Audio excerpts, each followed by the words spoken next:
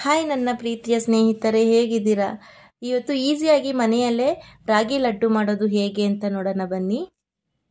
ಬೇಕಾಗುವ ಪದಾರ್ಥಗಳು: ರಾಗಿ ಹಿಟ್ಟು, ಸಕ್ಕರೆ, ತುಪ್ಪ, ಗೋಡಂಬಿ ಮತ್ತು ಯಾಲಕ್ಕಿ.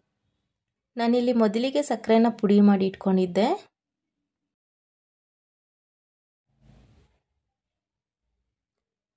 ನಾನಿಲ್ಲಿ ಮೊದಲಿಗೆ ಒಂದು ಪ್ಯಾನಲ್ಲಿ ತುಪ್ಪ ಹಾಕ್ಕೋತಾ ಇದ್ದೀನಿ. ನಾನು ಚಿಕ್ಕ ಬೌಲಲ್ಲಿ ಒಂದು ಫುಲ್ ಬೌಲಷ್ಟು ತುಪ್ಪ ತೊಗೊಂಡಿದ್ದೀನಿ. ಚೆನ್ನಾಗಿ ಕರಗಿಸ್ಬೇಕು ಈ ಥರ.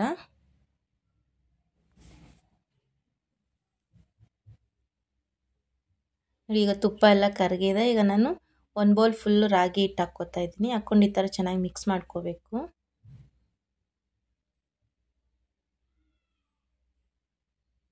ತುಂಬ ಹೆಲ್ದಿ, ಮನೇಲಿ ಮಕ್ಕಳಿಗೆಲ್ಲ ಮಾಡಿಕೊಟ್ರೆ ತುಂಬ ಇಷ್ಟಪಟ್ಟು ತಿಂತಾರೆ. ಈ ಥರ ಎಲ್ಲ ಚೆನ್ನಾಗಿ ನೀಟಾಗಿ ಮಿಕ್ಸ್ ಮಾಡ್ಕೋಬೇಕು. ಬಿಸಿ ಮಾಡ್ತಾ ಮಾಡ್ತಾ ಮಾಡ್ತಾ ಈ ಥರ ಆಗುತ್ತೆ ನೋಡಿ. ಈ ಥರ ಕಲಿಸ್ಕೊತಾ ಇರಬೇಕು.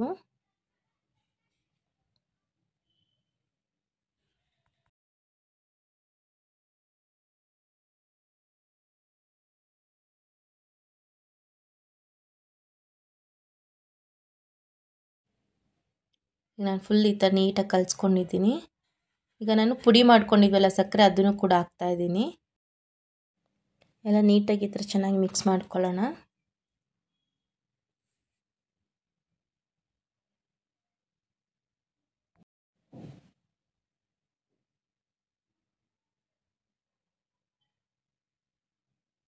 ಈಗ ನಾನು ಯಾಲಕ್ಕಿ ಪುಡಿ ಕೂಡ ಹಾಕ್ತಾ ಇದ್ದೀನಿ. ಮತ್ತೊಮ್ಮೆ ಎಲ್ಲ ನೀಟಾಗಿ ಮಿಕ್ಸ್ ಮಾಡ್ಕೊಳ್ಳೋಣ.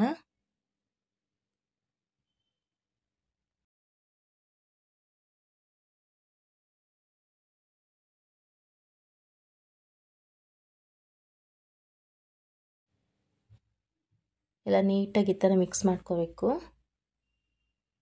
ಗಂಟು ಏನು ಇರಬಾರ್ದು. ಸೊ ಎಲ್ಲ ಚೆನ್ನಾಗಿ ಈ ಥರ ಮಿಕ್ಸ್ ಮಾಡ್ಕೊಳ್ಳೋಣ.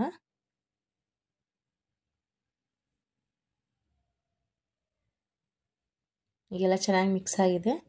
ಈಗ ಇದು ಸ್ವಲ್ಪ ತಣ್ಣಕ್ಕಾಗಕ್ಕೆ ಬಿಡೋಣ.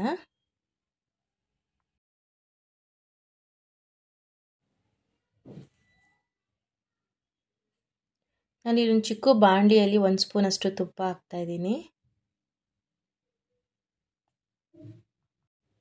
ನೋಡಿ, ತುಪ್ಪ ಎಲ್ಲ ಬಿಸಿಯಾಗಿದೆ. ಈಗ ಗೋಡಂಬಿ ಇದೆ ಅಲ್ವಾ, ಅದನ್ನು ಹಾಕ್ಕೊತಾ ಇದ್ದೀನಿ. ಹಾಕೊಂಡು ಚೆನ್ನಾಗಿ ಫ್ರೈ ಮಾಡ್ಕೊಳ್ಳೋಣ. ಸ್ವಲ್ಪ ಬ್ರೌನ್ ಆದರೆ ಸಾಕು, ಇಲ್ಲಾಂದರೆ ತುಂಬ ಬಿಸಿ ಮಾಡೋಕ್ಕೆ ಹೋದರೆ ಇದು ಸೀದೋಗ್ಬಿಡುತ್ತೆ. ಸೊ ಹಂಗಾಗಿ ಸ್ವಲ್ಪ ಬ್ರೌನ್ ಆದರೆ ತಕ್ಕೊಬಿಡೋಣ.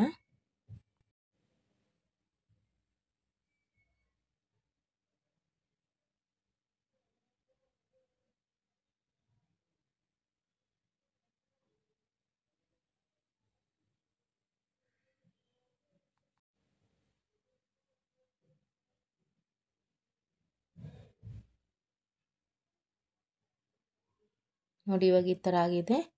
ಇದನ್ನೆಲ್ಲ ತಕ್ಕೊಬಿಡೋಣ ಸಾಕಿಷ್ಟ ಆದರೆ.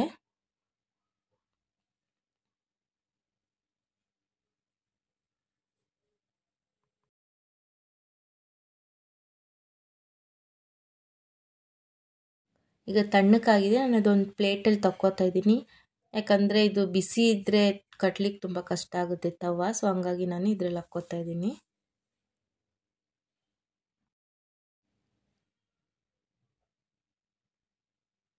ಇವಾಗ ಗೋಡಂಬಿ ಹಾಕ್ಕೋತಾ ಇದ್ದೀನಿ. ಗೋಡಂಬಿ ಚಿಕ್ಕ ಚಿಕ್ಕದಾಗಿ ಕಟ್ ಮಾಡ್ಕೊಂಡಿದ್ದೆ. ಎಲ್ಲ ಚೆನ್ನಾಗಿ ಈ ಥರ ಮಿಕ್ಸ್ ಮಾಡ್ಕೊಳ್ಳೋಣ. ಈ ಥರ ಇಷ್ಟಿಷ್ಟು ನಾನು ಮೀಡಿಯಮ್ ಸೈಜಲ್ಲಿ ತೊಗೊಂಡಿದ್ದೀನಿ. ತುಂಬ ದಪ್ಪ ಇಲ್ಲ, ತುಂಬ ಸಣ್ಣನೂ ಇಲ್ಲ. ಇದೆಲ್ಲ ಸ್ವಲ್ಪ ಮೀಡಿಯಮಾಗಿ ತೊಗೊಂಡು ಈ ಥರ ಉಂಡೆ ಮಾಡ್ಕೋತಾ ಇದ್ದೀನಿ. ನಿಮ್ಗೆ ದಪ್ಪ ಬೇಕಂದರೆ ದಪ್ಪನೂ ಮಾಡ್ಕೋಬೋದು. ನೋಡಿ ಈ ಥರ. ಈಗ ರಾಗಿ ಲಡ್ಡು ರೆಡಿಯಾಗಿದೆ. ಮಕ್ಕಳಿಗೆ ಮಾಡಿಕೊಡಿ, ತುಂಬ ಇಷ್ಟಪಟ್ಟು ತಿಂತಾರೆ.